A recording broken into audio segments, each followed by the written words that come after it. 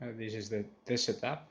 We have OTDR, two launch fibers, a half a kilometer each.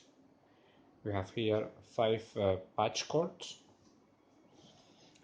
The reference is the one you sent last time with the white key.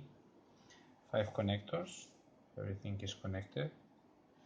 You can see here on the screen light, and the loss is around 2 dBs. Okay, so 0.3 dBs because we have 7 connectors, 5 patch cords. And then if I just touch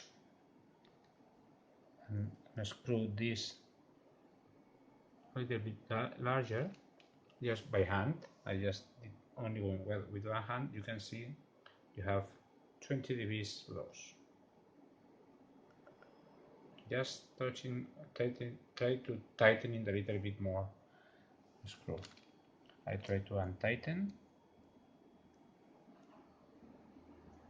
With one hand it's a little bit difficult, but you see how it improves. So this is what would not be.